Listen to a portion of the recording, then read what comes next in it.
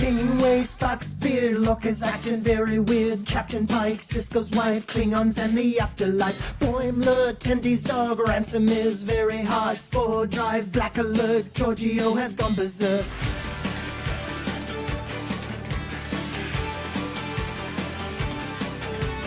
Vija, Batleth, Edward is an idiot. Spock is dead, Worf is wed, Chekhov's wearing red. Data's cat, Kempak's stat, Q has had enough of that. Beam me up, make it so, everybody let's go. We talk about the series. You can join us live by picking up your phone now. We talk about the series. We're coming to you on your streaming services now. We talk about the series. Comics, books, and games, we go beyond the show now. We talk about the series. Come and join us as we sit and chat and we go on and on and on and on. Well, good morning, Trekkies and Trekkers around the globe. I'm not used to saying that because usually we're not on with you guys on Sunday morning. But in this case, we made an exception because we have a very special guest with us right here live in the studio. We have Ben Robinson, and I tried to go to the IMDb page and break it down. So if I miss anything when I'm about to introduce you, I apologize. There was a lot there, but basically, Haynes Publishing sought advice on creating the USS Enterprise Owner's Manual, and Ben wrote the manual in its entirety. Subsequently, he authored much of the follow-up publication, the Klingon Bird of Prey Owner's Manual. He was employed by Eaglemoss Publishing as Senior Project Manager. His ultimate title at Eaglemoss was that of Editorial Manager of Global Developments. He also oversaw the Star Trek graphic novel collection, Star Trek Discovery, the official Starships collection, Star Trek The Official Bus collection, Star Trek Online Star Trek collection, Star Trek Universe, the official Starships collection, Star Trek The Next Generation Build, the USS Enterprise 1701D, and Star Trek Lower Decks, the official Starships collection for Eaglemoss Heroes Collector. On February 9th, 2024, he was announced as being hired as the new Senior Brand Manager for Master Replicas. And he's also taking over and getting rid of the remainder of the Eaglemoss stock. I think I got everything, Ben. No, we're close. So you missed out the first 15 years. There's just so much there. So way back when, back in 97, I started on something called the Star Trek Fact Files, which didn't get published in the US in that form, but then I was the editor of the Star Trek magazine, this one here, for 5 years. And interviewed loads of people and made friends with loads of people back then.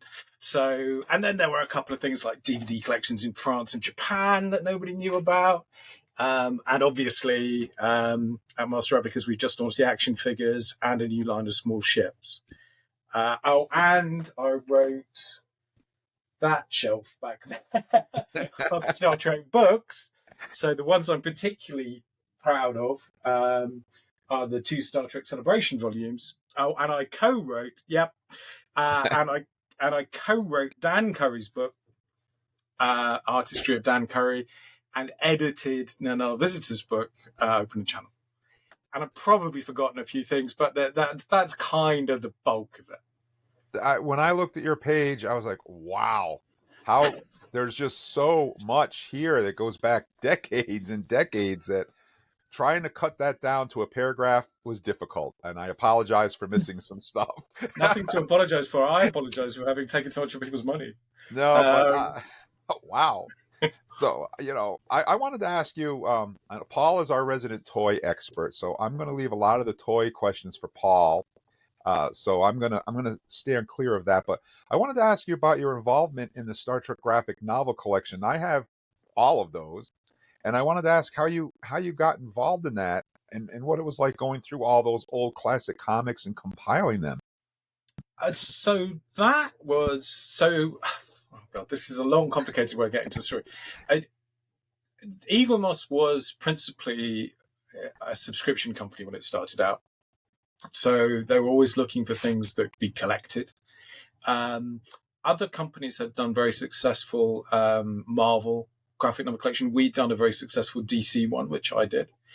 And inevitably, because we had such a good reputation with Star Trek, the idea of doing a Star Trek one came up. What, of course, is interesting about the history of Star Trek comics is until relatively recently, it was incredibly varied. So if you look at the number of different companies that have had the rights over the years, it's like you get a Marvel, you get Marvel doing it, you get DC doing it, you Gold Key before that, you have the company's name slipping my mind, and I know the guy who set it up. So there was a lot of very different Star Trek graphic novel publishing or comic book publishing. And one of the really interesting things was trying to pull it all together and to make as comprehensive a collection as we could. So that was there was a lot of research went into that. I hadn't I'd read it on and off over the years, but I didn't have a comprehensive knowledge of it. Rich Handley is the man who does, and we brought him in to help us. I think probably a little later in the day than we should have done, but that's the short version of that one. Well, one of the things that I really liked about that collection, as you just said, is it included DC, Marvel, Gold Key, pretty much all of them all wrapped into one collection, which is why I subscribe to it. Yeah, I mean that was the goal. I mean that's always the goal with these things, is to bring things together, to give people some kind of insight that they haven't had before, and to make everything uniform as well. I think we all have, I presume we all have that collecting instinct where we like things to match. We like a nice shelf, nice shelf full of matching things, and get annoyed when the books change height. All of that kind of stuff. So yeah, that was the idea, was to bring it into a kind of more unified collection that had been available before. And it worked beautifully. Well, thank you. I wanted to ask you about the Eaglemoss collection. I know they stopped and now you started back up again, but there's a new collection, and I'm confused with if the new collection, is that part of Eaglemoss or is that something different? So Eaglemoss went bankrupt. So not because of the Star Trek stuff at all, but because it was a company transitioning from one business model to another, and the owners were very keen to sell the company, and they over invested in stock and took some risks they shouldn't have done. And after Eaglemoss, all the rights that Eaglemoss had kind of reverted to Paramount. I mean, technically they had the rights all along. So the first company they signed was Giagostini, or Planeta, who operate under the banner Fan Home. And they brought me in to help develop those ships for them. So those ones are the kind of 9-inch ones, 9 or 10-inch ones. And I've been doing that for them, and we're, chugging along quite nicely on that. But what there wasn't at that point was the original kind of Eaglemoss scale, the kind of smaller ships in that kind of 4 or 5-inch kind of range. And Master Replicas, where I was working, had a lot of success selling off the old Eaglemoss stock at that size, and they managed to get Paramount to give them those rights. So for a long time, it was only Fan Home had the rights, but in the last few months that's changed. So now it's going to be a new line of smaller ships that are, obviously, with everything we do, we try to do something that's a continuation of what's gone before rather than a replacement. So it's going to concentrate on ships that were never released at that scale.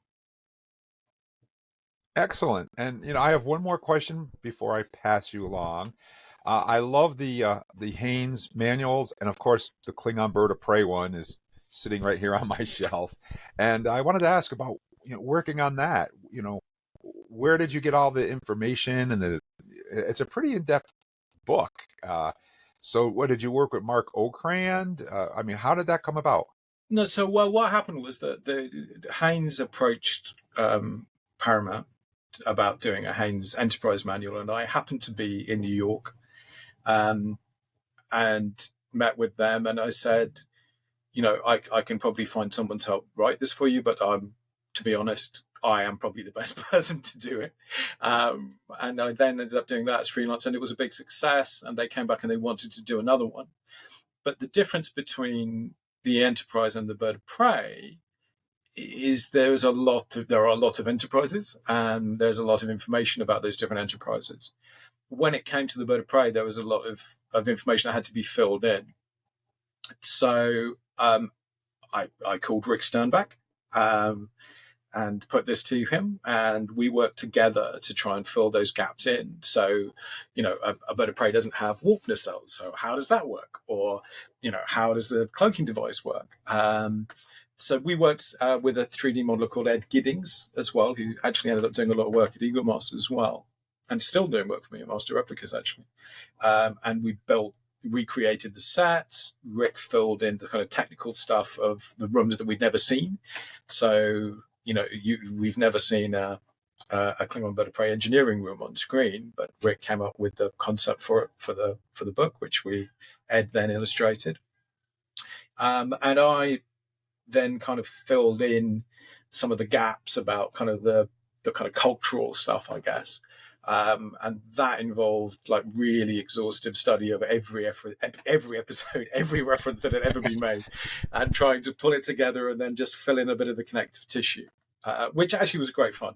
Still very, and I tried to tie it into kind of historical precedents on Earth. So, when I was talking about how the Klingon sort of navy, as it were, was arranged, I kept thinking about sort of Peter the Great and how that was done, and I loved the idea that there's like a kind of architect guy who has to design the ship, and then all these Klingon warlords are coming to him and saying, "I want all these guns," and they're like, "Well, if you have all those guns, it won't fly," and having to negotiate and get that kind of stuff together. And then the best thing about that was actually I didn't know this was going to happen, is that the cloaking device, which Rick and I designed for the Haynes manual, turned up in Star Trek Picard.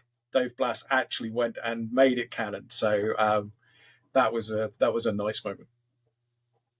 Well, I got to say, that's one of my favorite reference books, and thank you so much for all the time and effort you put into producing that for Klingon fans such as myself. Thank you. Oh, and thank you.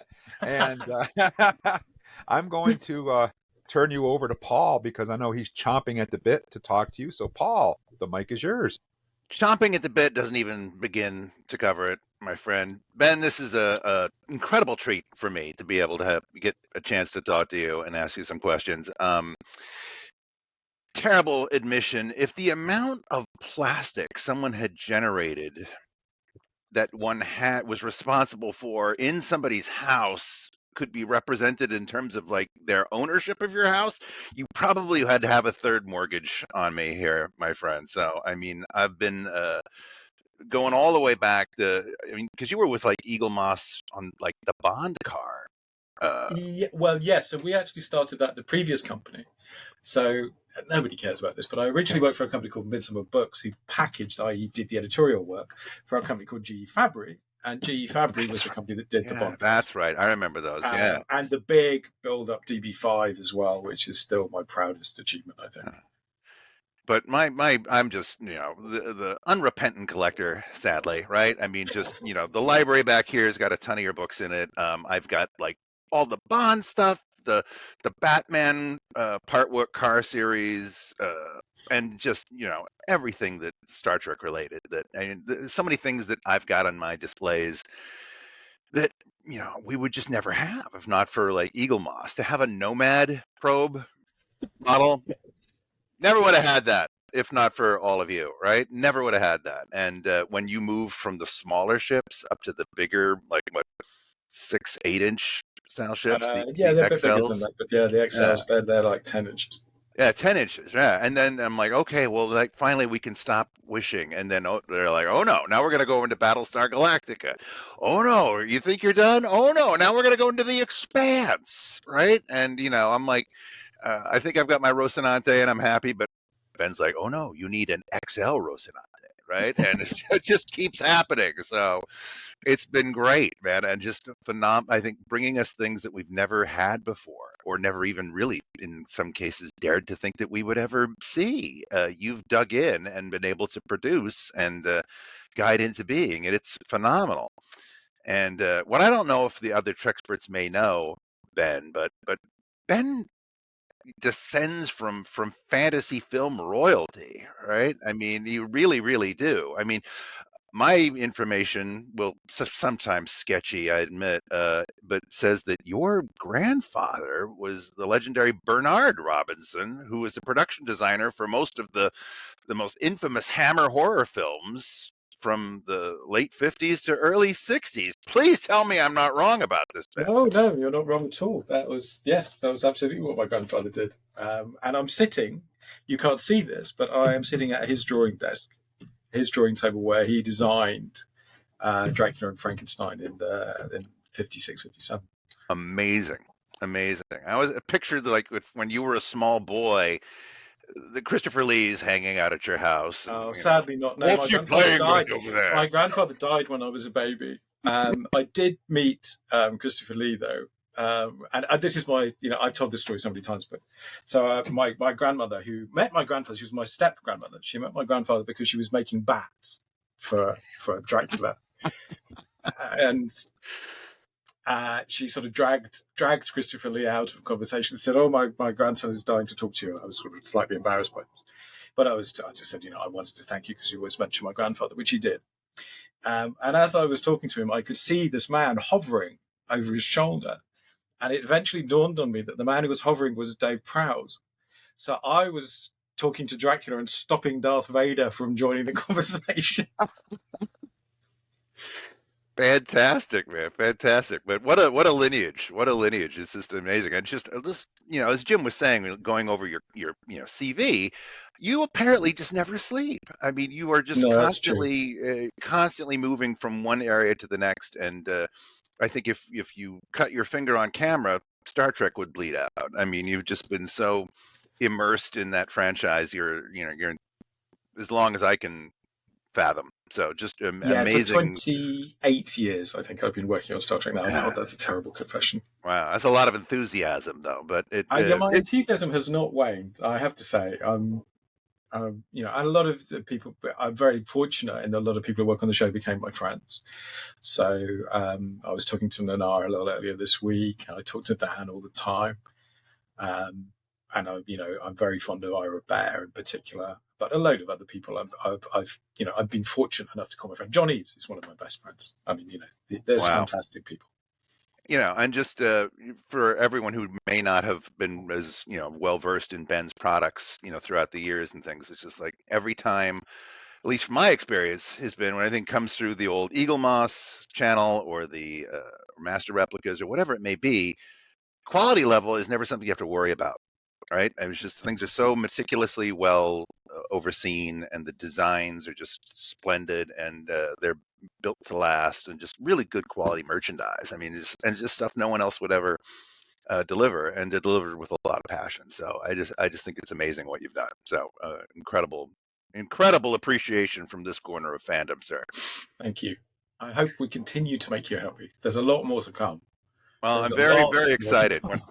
It's pretty new news, right? But it's just like for, I think, I mean, there's just always a largesse of Star Wars merchandise out there, right? Most of us see that. But when you're a Star Trek collector, it's feast or famine, right? And you will go years sometimes where nothing comes. And you're like, okay, well, and a lot of people have attempted to go deep with with producing Star Trek action figures.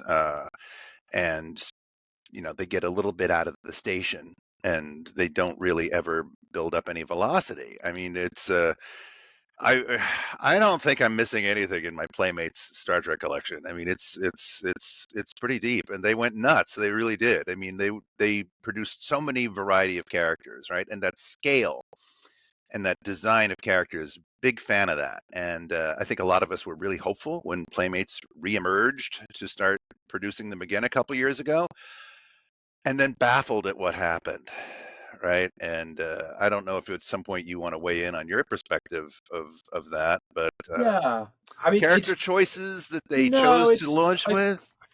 Well, there is that, but I think it's more than anything, it's a business model thing.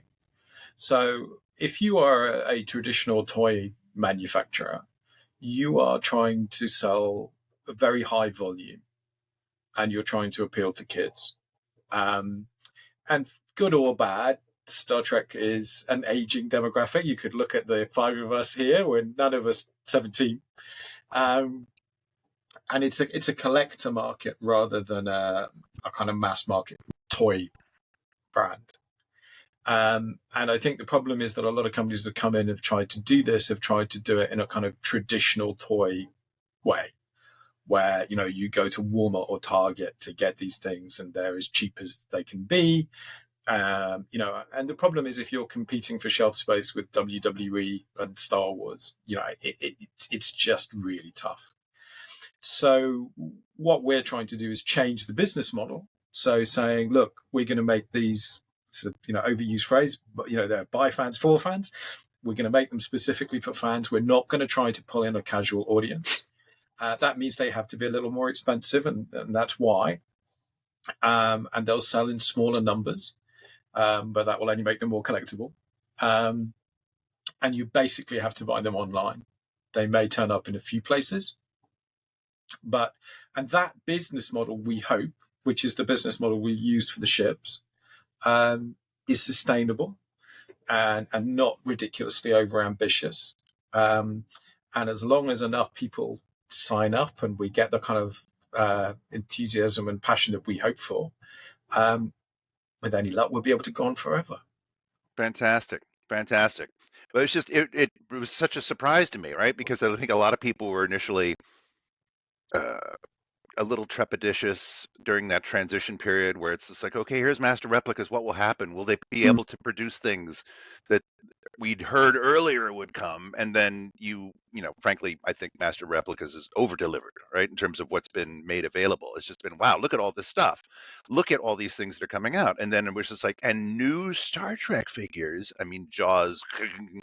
And then the first, I'm trying to remember how many you initially showed, like 6, 7 different ones. Sure, yeah, something like that. Yes. I know a lot from the latter season of Picard, and then the 2 Lower Decks figures, and they look amazing. And they're scaled with the Playmates figures, Yes. right? So you can put them on the same shelf, and you know, and have some, like you were talking about, my book spines must be the same height. I mean, that's fantastic to be able to take the older figures and the new figures and display them together is kind of a fantastic thing.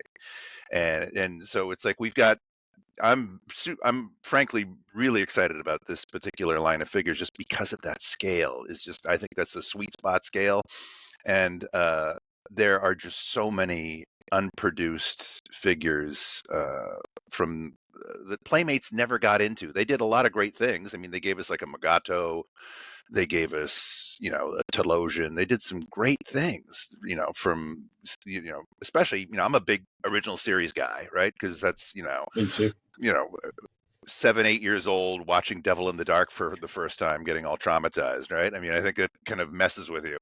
But I think there's a lot of stuff, and I'm sure David might have some examples here of classic characters that we never got, that I think a lot of us still kind of hope at some point that we might see. And I don't know if... well, for the moment, our rights only start with Discovery. So we can do Telosian, we can do Vina, because they turned up on Discovery. But there's more than enough to do for the modern shows. And, you know, I think one would hope, I'd expect that more classic stuff will turn up on Strange New Worlds as well. Yeah, well, we can do Pike. We do Pike. Our Pike will have to be a little bit more disturbed than that. Because you'll do the Pike from Strange New Worlds or from Discovery. Yes, exactly. Yeah, exactly. Yes, exactly. Yeah. And, you know, I don't think we'll be meeting the M113 creature. I do kind of hope we're going to see the ancient ones on Strange New Worlds. It kind of feels like we should. Because we're seeing Roger Dr. Corby's Corby turning up. Yeah. So yeah, so that would be amazing. I mean, if Strange New Worlds gives us a version of Ruck, I would be over the moon. I think that would be wild. He's an android. There could be thousands of him out there. Yeah. So I think we just put this together just as to kind of just illustrate that there's a really deep bench of old classic figures that we just never see, right? Yeah, that would be. Well, I hope eventually our rights might extend to that, but for the moment, you'll have to make do with the hundreds of characters that we can do from Discovery. Sacrifice. We'll do our best. Strange New Worlds, Lower Decks, Prodigy. Section 31 even. So and Starfleet Academy. So there's a bit of stuff to get through. Yeah, But I think going back to what you were saying about Playmates, I think that was really important to me. Was that this was, inevitably every time a new company comes in, you're kind of starting over. But I thought, well, look, there are a load of guys who have a load of Playmates figures, and they don't want to get another version of those characters. They don't need another Kirk, another Spock, though of course they can have another Kirk and a Spock. They'll just be the Strange New Worlds ones. But they need something that's new, that's different, but that goes along with what they've already got. So that was very much the plan. It's like, okay, let's add to what you've got rather than replace it.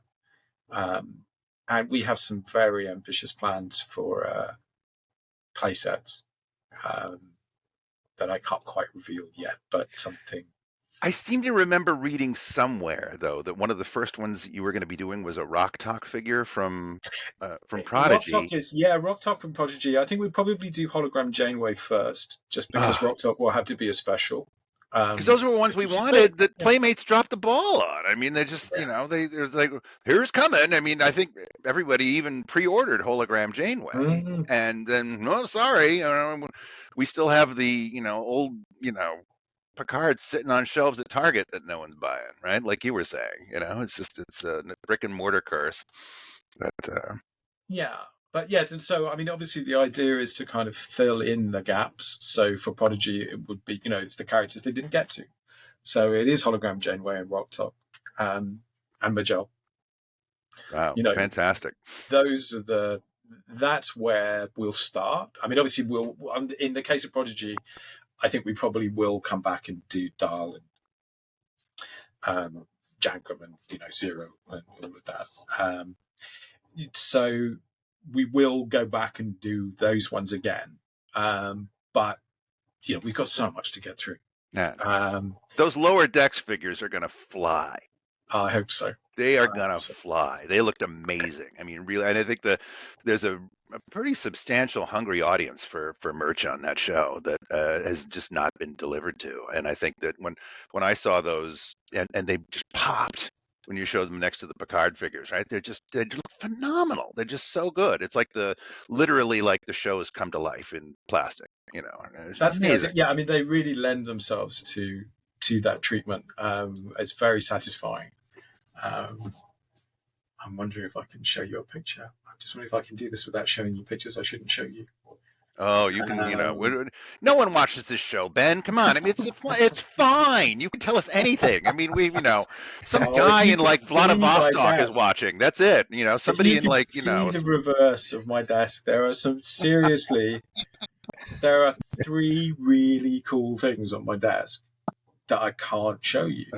NDAs, all these little things that get in the way. When we make the announcement, we really need them to get the biggest attention as possible. Oh, and you know what, Ben? I would be remiss if I didn't offer my sympathies for what happened at the Nuremberg Toy Fair. Also, you guys were victimized in a pretty scandalous way, and I know that probably really threw a monkey. No one ever expects anything like that to happen. But what a monkey wrench! Particularly in Germany, I have to say. I mean, that's something that I can't talk about. Well, I can't talk about what was stolen because we haven't announced what it is. But there's something incredibly unexpected to come. Klingons, lots of Klingons. Nah, even more. Well, kind of, but not in the way you're expecting. Trouble, really not in the way you're expecting. I really can't tell you. It's just so utterly unexpected. Excellent. And how long do you figure it will be before we know what that unexpected thing is? Is there a date on your calendar that you can share with us? It would have been this month, but partially because of what happened in Nuremberg and partially because we're waiting on some people in Hollywood. It's probably next month, maybe the month after. That's the problem, is you don't want to tell people, oh, look, this is coming. And then it's like, well, I don't know when, All right. And it's just, honestly, you will never guess it. You may all go, why are they doing that?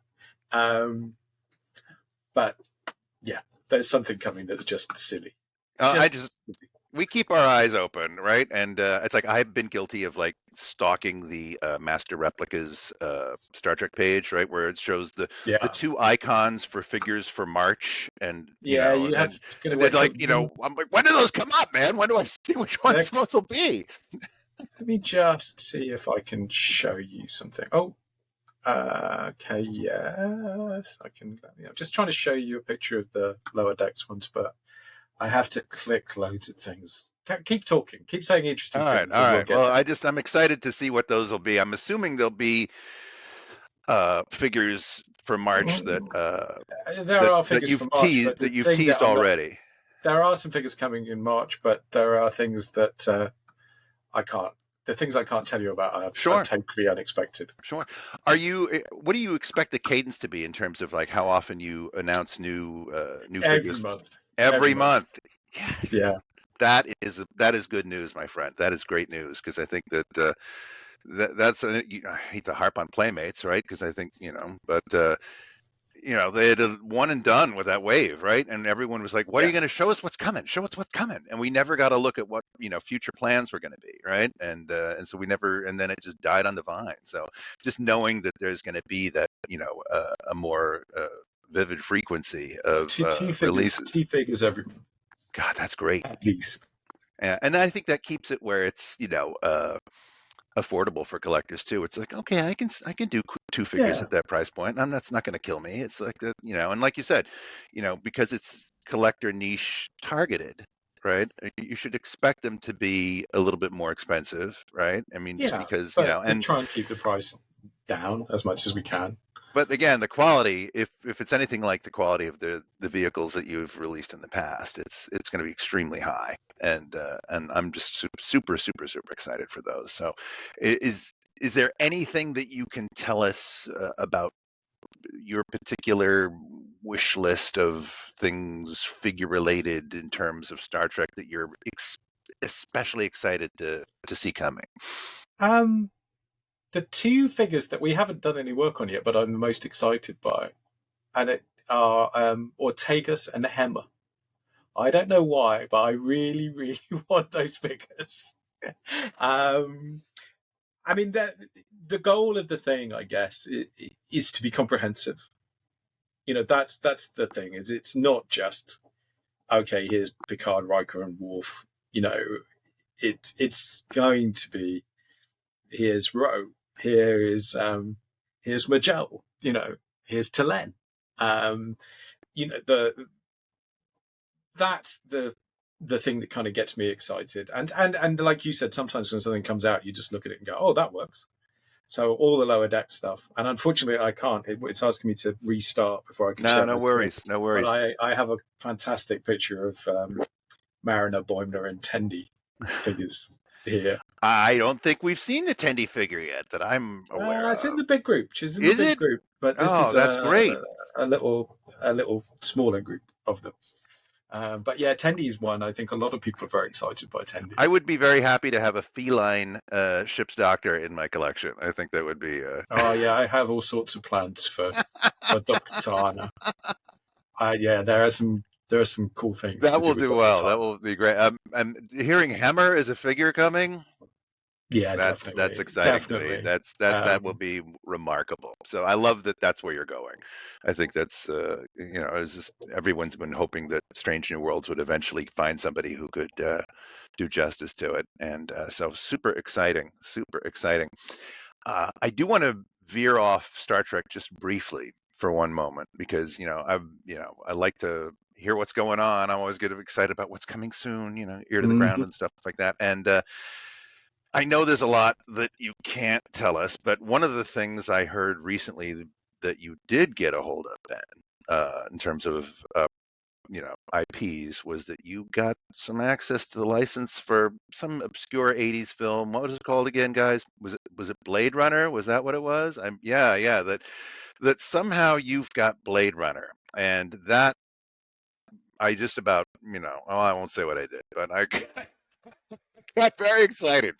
I'm very excited. I almost spit my Pellegrino across the room. And I I think the big question on everyone's minds is like, okay, everyone's got spinners here and there. You get a spinner that someone's designing, that's great, but we've never really had legit figures before from Blade Runner. And I know So you may not be yeah, able to talk about that. If you can, I'm delighted. well, I can tell you that it's technically what we have. The spinner we're doing is in 2014, is in Blade Runner 2049, but is best known for being in Blade Runner. The rights on the original Blade Runner are incredibly complicated, and it's not that people have them and won't give them to you. It's that you have to go and get 27 different people to sign up and go, you know what? Actually, I don't have any rights. I don't care. Go ahead and do it. So that is something that I kind of have worked out how to do. I met a man who knows how to do it, has done it before. So it's funny you mentioned this, because we were just talking about our interest in Blade Runner 2099 this last week. And obviously it's too early for us to, and well, we don't have the rights. We're just trying to get the rights. So if that goes well, I think our appetite for all things Blade Runner would be even greater than it is now. Excellent. I But think I'm yeah, reading your tea leaves, Ben. That's the excellent. original film is a bit tricky. It's a bit tricky. Super challenging, especially where a lot of the cast are no longer with us, right? So it's just that gets crazy. And you get into difficult contracts where it's like, well, does Rutger Hauer's estate have rights? Does, what's the situation? Yeah. And you get into things. We did it on Alien, for example. You have to go and strike a separate deal with Sigourney Weaver for her likeness. The studio didn't sign those rights from her, so that is the potential difficulty with actual Blade Runner. But it does sound like a good idea. Oh, if you were able to deliver figures from the original classic film, I think you would be parting the seas. I mean, you would be amazed at. It's still one of the holy grails, I think, of collectors, sure. especially in that 6-inch range. No one's pulled it off, right? And it would just be remarkable. But whatever the secrets are that are coming, just know, Ben, there's a very avid audience out there excited to clicking pre-order buttons with you. I have one of the cool things is Blade Runner related, and it's right in front of me, but I can't hold it up and show it to you. But he's such a tease, this guy. It's in pretty good shape for the first sort of pass. So I would hope that within the next couple of months we will announce the obvious thing that we would do from Blade Runner. Okay, very exciting. Well, I'm just thrilled again at this opportunity to get a little preview of things. And again, it's like a largesse right now. It's like we have the good fortune of everything you're doing. Do you want to talk at all? I mean, I think there's a lot of room for everyone, and a rising tide lifts all boats. Do you want to weigh in on what Nacelle's doing with their line? Brian Volkweis, who I got to know a little bit after they featured the Eaglemoss stuff on the Toys That Made Us. Brian's a proper deep cut Star Trek fan. I'm very interested that he's gone as deep cut with the first half dozen figures, as he has. Have they announced 4? Have they announced? Or yeah, I've certainly seen 4. I saw 4 in New York Comic Con. I think it's interesting. I hope that they succeed, and that they're not too deep cut. I mean, this comes from a man. I mean, I have been deeper in the cut than most people, but this is from the man who made the Malon Garbage Scout. But I do hope. Brian's always been very nice to us, very kind. They were very supportive to our release. He emailed me to congratulate me. So, I wish them all the best. Though obviously, if you're going to make a choice, you want those little Playmate size ones. Yeah, I mean that's kind of it. And he's going to be distributing in stores as well, isn't he? Is he going to try to do that? Oh, I think we just lost Ben's audio. Sorry, just moved the mic. There we go. We got you. You got You're me back. back. Yeah. Cool. Well, I think there's I think the market's going to be thrilled for both. I think, but I mean, I know where I hang my hat of allegiance. Right? Is I know a bona fide quantity from what I've seen, and it's just going to be the quality is going to be great. So super excited. I feel like I've been sucking all the air out of the room here, though, Ben. I want to make sure that our other Trek experts get a second here, and I hear something going off downstairs. I just need to go adjust. So let me pass I don't know what it is, a tea kettle or something. I'm not sure, but I'll check it and pass this over to perhaps Charles or David for a second. I know they must have some wonderful questions as well.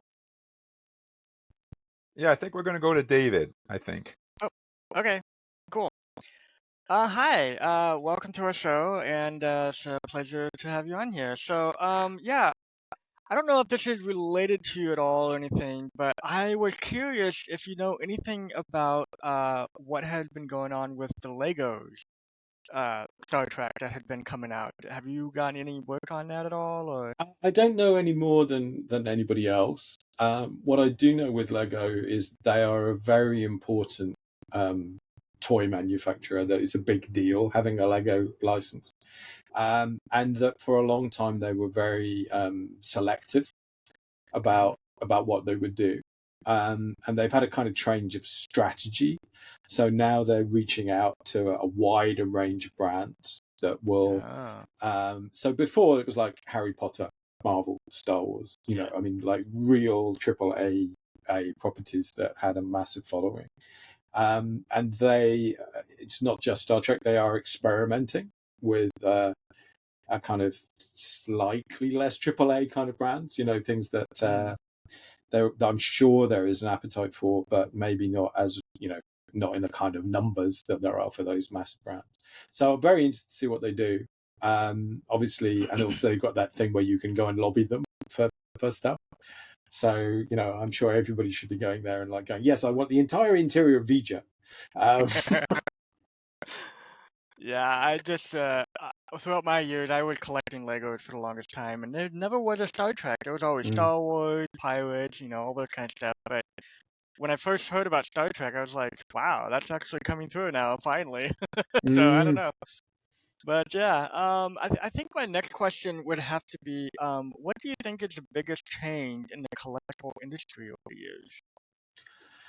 Ooh, that's a very interesting question. I think we're actually in the middle of that change at the moment.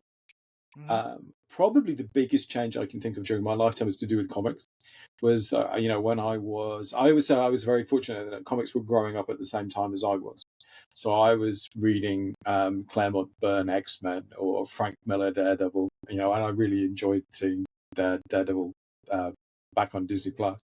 But when they made the shift from newsstand only, where it was all about keeping it cheap and it had cheap print, to the direct market stuff, which was printed on nice paper and all of that. But then you see what happens with that is that everybody gets more and more expensive because they start pursuing the collector. So instead of it being like a thing that was made for everybody, that became collectible because it was in short supply, people then started to make things specifically for collectors to the point where it's now quite a substantial industry. It is the big growing trend. Kidult is increasing, and you're seeing either toys for brands that you wouldn't expect to have toys. So I was involved in a conversation about Severance in the last couple of weeks. I don't think when I was 8 or 9, nobody would have made the equivalent. No one would have made Severance when I was 8 or 9, but no one would have made the equivalent. No one would have made toys for it. Now, having said that, I did have a Kojak annual when I was about 8, which was entirely inappropriate. It was all about taking down drug dealers and murderers. But yeah, so the whole kind of kidult thing, the whole kind of adult sophisticated toys is only going to grow. And I like to think that we're in the kind of vanguard of a movement towards collectors being able to get the kind of product that they want because it's online rather than because it's mass market. By when you go online and you can pull all those fans and those collectors together from all around the world, suddenly you can, and if you're relatively modest in your volumes, suddenly you can make things that they want rather than it being a kind of rather than it being aimed at the biggest possible number of people. Wow, cool. It's interesting. I think, I think that's all the questions I had for you today, but I would definitely like to pass this over to Charles here. So thank you for answering my questions. Yeah, welcome, Ben. Not a whole lot of questions to throw out. I know I'm like Paul. I've got a wall full of boxes of Eagle Moss stuff, and I got a bag stashed over there of all my Eagle Moss books. But I just threw up one, and then I'm going to pass it back to Paul because I know he's still itching for more questions. How about with Prodigy? What about Traveler, Wesley? Yeah, absolutely. Yes, on the list, no question. Yes, I mean, I think pretty much everybody in Prodigy is on the list. Chakotay. Yeah. I'm trying to think who else. The bird Underworld guy. First Officer on The bird brain on guy. Voyager A. Yeah, absolutely. Everybody. We'll get there. Everybody. I mean, I can and Lower Decks will do Dr. Mickey Moo. We'll the idea is no limits. Yep. I think in Lower Decks, I think it's T'Lyn. I think we need one of her too. Definitely want to do She T'Lyn. really became part of the crew when she showed up. Yeah, T'Lyn and Majel. I mean, there's these very similar characters in terms of young Vulcan women. But they're both absolutely on my list, and very popular characters, I think, actually. And that's the kind of thing that would slide by someone who wasn't watching the shows, passionately and regularly. They'd be like, "Oh, they're not one of the main cast," but actually, yeah, pretty much is by the end of the series. Yes. Well, I'm going to pass it back over to Paul because I think he's probably got a couple more questions going.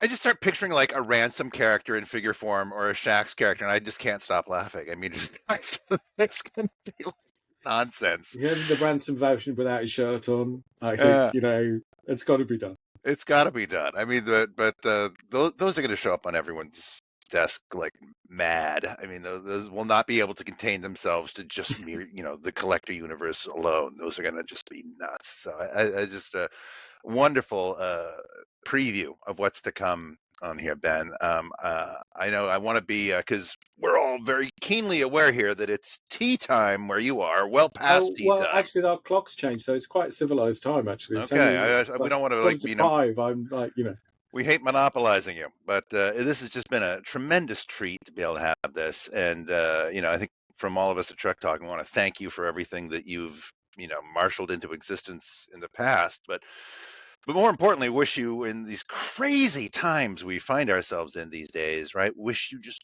bottomless success with everything coming. It's very exciting. Well, everything depends on us doing stuff that people want, and that's the goal. And to do stuff, like I said, I always think if we can deliver something that people go, I can't believe they did that. I am so pleased they did that. And like I said, the kind of deep cut thing. One of the things, I'm going to give you more teasing. I'm going to do so. One of the things that I can't announce that's on my desk appeared in both lots and lots of episodes of the original series, and only one. So there's a paradox for you. Lots of original series episodes. You're not going to only get one. You're not going to get. It's such a deep cut like thing that only someone who had looked at literally every frame of a particular thing would have noticed, and then done a bit of research to find out how come. Off to ChatGPT, I guess. So we'll I bet you ChatGPT does not know the answer to this question. I have one other question I would just ask you because I know I know you're a huge Star Trek fan, but I know that you're well, two more questions I want to ask you. For one thing, what is your favorite episode of all Star Trek? Do you have a personal favorite that you just love? I do. Well, I do, but I can't. I'm not sure I can narrow it down to one era. So I can give you one for each show. We can do that. That's one of my favorite games. So interestingly, my favorite episode of the original series does not. I mean, okay, let's just discount City on the Edge of Forever because it is phenomenal. It's it's just a kind of level above, not just Star Trek, but a kind of almost all television. After City on the Edge of Forever, my favorite episode of the original series is Errand of Mercy. And it's bizarre because it doesn't turn up in all those kind of top 10 lists, and I don't understand why not. It has some of the best Kirk Spock dialogue in the entire series. It has the introduction of the Klingons. Kor is just phenomenal. He chews scenery like no one's business, and it has that perfect ending where Kirk's saying to the Organians, "I demand the right to make war." Oh, hang on a minute. This is not a very sensible thing to be saying. So I have a really soft spot for Errand of Mercy. And of course, it's Gene Coon, who I am obsessed by. So that's my favorite episode of TOS. For TNG, probably changes around a little bit, but I kind of think probably Tapestry. I mean, for Jim, the Sins of the Father really rates really highly for me as well. And of course, then we had to play that. No, and of course, yes, there's Enterprise. Let's not do that. For DS9, well, again, let's discount In the Pale Moonlight and From the Stars. But no, it's not called Far From the Stars. But my favorite is Duet. I just think it's a phenomenal episode. And Nana is fantastic in it, as is Harris Younes, who's just out of this world. I mean, Nana, it's one of Nana's favorite episodes as well. She will tell you. That's a fantastic episode. For Voyager, I'm going to be a little bit unusual, so I'm going to say The Gift, which is the episode in which Seven becomes human. One of the reasons I love that one so much is because it's written by Joe Menosky, and Joe doesn't talk to people. But he went through a brief period of talking to me. And I think he's one of the most intelligent people to ever write for Star Trek, and his stuff is so tight and so moving. But this was the moment for me that The Gift was like, it's the episode in which Voyager is really real. It's the episode that kind of like you came away from that episode so excited. And we're like, this is just fantastic. For Enterprise, I think the pilot is still one of the strongest things. I think it was very, very strong opening. And unfortunately, I don't think Enterprise quite delivered on the promise of the pilot as much as I would like to have seen. Some of the things they pursued weren't the things I would have pursued. Because my other pet peeve is that I think Star Trek is not about going where no man has gone before. It's about going where one or two people have been before. If you go back and watch the original series, it's very rare they actually go somewhere where no one's been before. They go where someone who's done something wrong has been before. To go where a slightly questionable person has been before is what happened. Whether that's Roger Corby or where some Harry corrupt Mudd admiral has already gone. Yes. Yeah, exactly. Or where someone has come and like been kidnapped by a computer, brainwashed by a computer, or created an entire civilization of comely androids. That was just a pet peeve. And then from the modern shows, I don't think you are quite as easy to pin down individual episodes because you've got your big story arcs. But I'm a big Lorca fan from the first season of Discovery. I thought Lorca was just the most exciting thing to happen to Star Trek for years. To have a character who was like morally questionable, and I'm still slightly disappointed that he turned out to be from the Mirror Universe, because I just would love him to still be wandering around and Prime Lorca, we still don't really know what happened to Prime Lorca. So he could turn up on Strange New Worlds. That's my lobby for that. If Henry and Akiva are listening, that I still think there's space for Prime Lorca. And Jason Isaacs is amazing. He's so great. Yeah, It's agree. just- I just love that character. Agree. This kind of morally complex character who is just, and what's great about him before you get in the moral universe is he's effective. He gets shit done. So I love those kind of early episodes like Butcher's Knife and those kind of episodes of Discovery right at the beginning, around about episodes 4, 5, 6, that kind of territory. Again, for Picard, I don't know that you can pick a particular episode. I really like the first season. I think it's underrated. And I think that whole kind of Picard arc was really strong. And then Strange New Worlds. Well, there's so many. I love so many episodes of Strange New Worlds. I have to say, I think it's Per Ardua ad Aspera. No, I'll get my Latin wrong. The trial episode with number 1 in the second season was absolutely one of the best episodes of Star Trek there had been for decades at that point. And then the Kirk episode that comes immediately afterwards with La'an. La'an, I think, is a phenomenal character again. Yeah, she's great. I love La'an. I kept waiting And for Vegas. Samuel T. Cogley to show up in the trial He could- episode. I was like, turn what? up. Absolutely. Why is he not there as defense? I'm trying to think who else could turn up. Who else can we have? I mean, there's obviously loads of Ben Finney or somebody just sort of, Yeah, popping Matt in. Decker. Matt Decker. I kind of feel like Matt Decker needs to turn up. I really.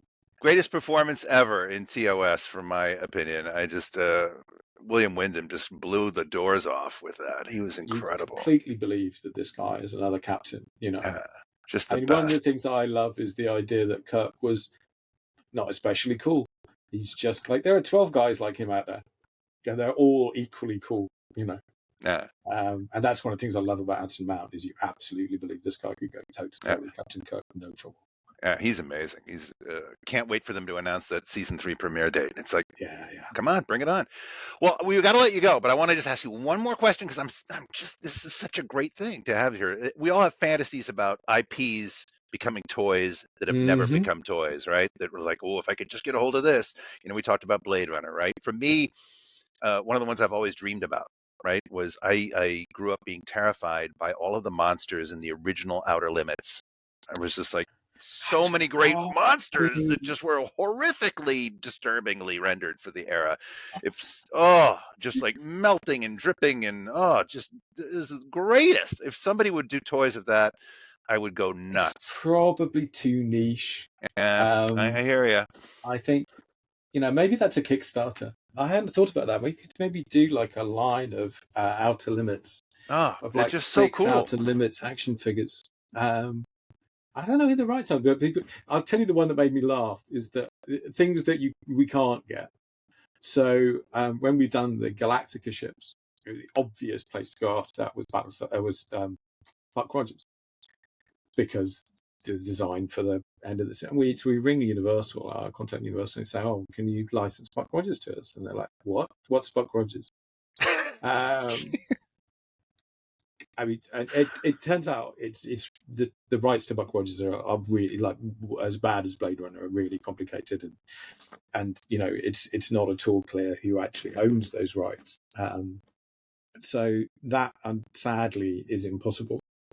The one on my long list that I think we might be able to do, but I just kind of need enough people to convince me they really want them, and then we have to pay a lot of money to Disney, is the Black Hole. Kind of think that there are those of us who were, that was the next thing we saw after Star Wars, yeah. So that I'd like to do, and I think that's possible. I mean, the rights are available. It's just about the money, really, on that one. Let's see. Disney asks a lot, right? I mean, I'm sure. Yeah, but you can combine it with other things like that. It's one of those ones where you're going to your bosses and saying, "I really think we should do the Black Hole." They're like, "Really? Are you sure? What have you been drinking, Ben? Really, you really want to do the Black Hole?" I was like, yeah, I think so. But it's a bit of a risk, a bit of a plan. And obviously you'd have to do the robots. The It had to be Cygnus. We need it a was the Cygnus for Yeah. sure. Amazing, Yeah, amazing and stuff. the other one I guess that comes up is 2000, the ships from 2001. They're kind of possible. Another fantasy of mine, and then I promise we'll let you go. But it's just in that XL scale that you did so many of the ships. If somebody would do some of the classic, like Irwin Allen, and I know on Product Enterprise and whatnot tried for a while to do those, like things like the Spindrift from Land of the Giants, the Voyage to the Bottom of the Sea ships, like the Flying Sub. I still Did am you holding out hope somebody will make a well? Proteus Did you sub see that from. Akiva Goldsman has just signed to do or to redevelop all those Irwin Allen properties? Really? So there are potentially new TV shows coming based on all of that IP. So if those hit, that that would probably reignite enough interest to make it viable. And then if you get people in by offering them the new stuff, then the possibility of doing some of the old stuff might emerge. Yeah. Proteus from Fantastic Voyage. What a ship. I mean, amazing. Or just needs a little bit. It just needs, again, it's one of those ones where you need some kind of evidence to present to your bosses that's like, okay, rediscovery in via new media to show that there's still an appetite for it. Exactly. So, if the show's a big, the shows come back and are big hits, I think then there's a chance. And I think those rights are available. I mean, the ones that are the really tricky ones are the ones where it's like nobody has the rights. You can't, even if you want to, you've got all the money in the world and you're prepared to lose it all. You're hard pressed to you can't do Buck Rogers. You can't, it's pretty tricky doing the original Blade Runner. Not impossible, but tricky. Well, you're a miracle worker, Ben. That's all I know. So, and you've always been that way. So, as far as your, esteem in the fan community. So, I think we should probably think about letting you go because it's you've been incredibly generous with your time. Yeah. and your expertise, and just these little glimpses and previews of what's coming is just such a treat. And from all of us here at Trek Talking, we salute you, my friend, and we stand pre-order buttons at the ready, waiting. Please do. It makes a difference. Reveal. It makes a difference. It makes stuff. I know people kind of think, why would I pre-order? And one of the things that happens is when you get pre-orders, you have more confidence in things, and you are able to push ahead and take more risks and do that kind of deeper dive stuff. So there's a reason to pre-order for people, but it's entirely up to you. The idea is to make stuff people want. So, that's the goal. That's what we're excellent. Uncle Jim, I'm going to pass this back to you, man. Parting shots, parting words for our dear friend. Well, I just have one question. You left out Star Trek the Animated Series in your favorite episodes. I know what ours is. We've talked about it many times, obviously but what's yours? It's got to be Yes. Yesteryear. That was ours. Yeah, I mean, Dorothy.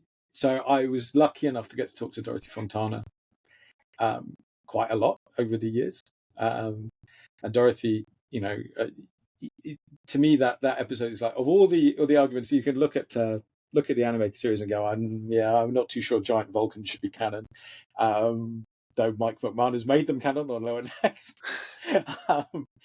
But Yesteryear, I think, really stands as, Dorothy could absolutely have told that story on the original series, and is very, very, very unhappy, I think, that an animated series wasn't considered canon. But yeah, it stands as a very important part of Star Trek for me. Absolutely. And one more thing, as a fellow Klingon fan, can you tease me on any possible release of anything Klingon related, or are you not allowed to say? Well, I can tell you that we have finished our Worf action figure from. Oh, excellent! He's in the lineup at the beginning, so yeah, Worf's on the way. Otherwise, little ships. I think there's probably, you can't go too far wrong with another little Klingon bird of prey. I think that's there. It's another project that is just it's an inkling in an eye, and it's just a podcast thing. But that is the very Klingon thing that we've been talking about for that as well. And any idea that we might see L'Rell from Strange New Worlds? Oh yeah. Yes, absolutely. Discovery. I don't know if she's turning up in Strange New Worlds. I have no idea about that. I would be surprised if Laurel doesn't turn up on Strange New Worlds. It kind of feels like they will do some kind of Klingon arc at some point. I would, if I were them, for sure. Yeah, I mean, one of the, it's the fun game, isn't it? Is what is there that they should revisit on Strange New Worlds. Klingons, I personally love Romulans, but they're kind of out. What else is that? Yeah, I mean, the ancient ones I'd love to see, like characters like Matt Daka. There's so much sort of fun stuff to be done in that space. More Andorians. Always loved Andorian. All right. Well, thank you so much, Ben. We really appreciate you taking time out of your busy schedule to Trek Talk with us. Thank you so much. Well, thank you. And you have a great rest of your day. Thank you. You too. Great success, Bye-bye. Ben. Thank you so much, my friend. Yeah, thank you. Thank you. Kapla. Kapla. All right, guys. So that wraps up our show for this week. And I want to take a moment to say thank you to Paul for hanging out and Trek Talking with us tonight. Thank you, Paul. What a pleasure, man. Absolutely. Any opportunity like this, amazing. So it gives you hope. And thank you so much to Charles for hanging out with us from Las Vegas. Thank you, Charles. Thank you, Jim. Future things to take from my wallet. And of course, thank you to David, our miracle worker, for making everything work out in the show. Thank you so much, David. You're welcome. And it was a really good pleasure meeting you, Ben. A lot of fun. Likewise. And I want to let everybody know that Thursday night, Comic Corner is back. We're going to be talking about Star Trek Lower Decks issue number 1 and the one shot from section 31 on Thursday's show. So join us back on Thursday. I'm your most excellent host, Uncle Jim, saying to everybody, hailing frequencies are closed. Please, everybody, stay safe and be good to each other. Star Trek fans are the best fans. Good afternoon. Good evening and good night. Good day. Does this thing work? I'm not sure. Yeah. What time is it? Spatial anomalies. Yeah. It's all right. It's a strange time. Thanks, friends. Good night, all. Thanks a lot, guys. Live Bye-bye. long and prosper. Bye.